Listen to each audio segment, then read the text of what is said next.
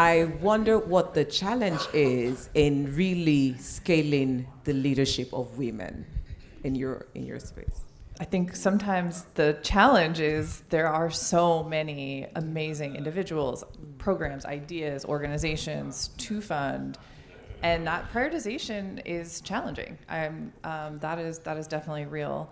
And just building on what Jackie was saying, I think that there's a couple of ways, at least we've started to think about how do you sort of both measure the quantitative and qualitative side of investing in a leader. And in doing that, we work very closely with Women Lift Health, and they focus on specifically mid-career women and in the health sector. And the reason for that is intentional because those women are on that precipice of getting into the senior-most positions that are going to make those decisions in the room and make those decisions about how resources are allocated. And that is really, when you think about what are we trying to change, certainly inspiring and bringing people on a journey and having that kind of cultural transformation dynamic is important.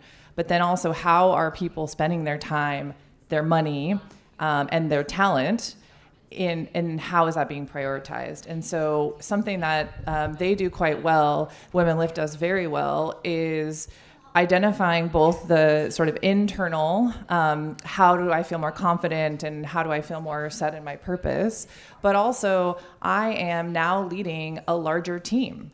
My budget has grown. Both the individuals who report directly to me and indirectly to me, my span of control has grown, and I now have more influence and power.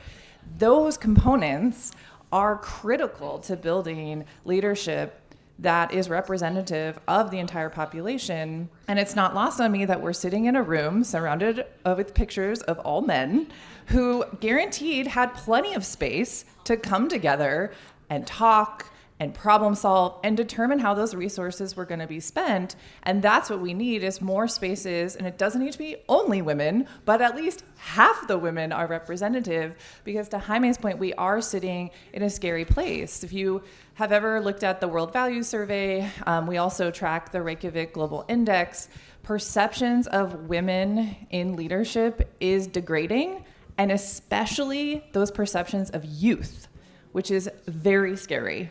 And so how do we start to make those investments that are long game? We have a 10-year strategy, which is very exceptional for us at the Gates Foundation, and we did that intentionally because we know it's a long game, to start to track and see that change and see women move from those mid-career positions into more senior positions.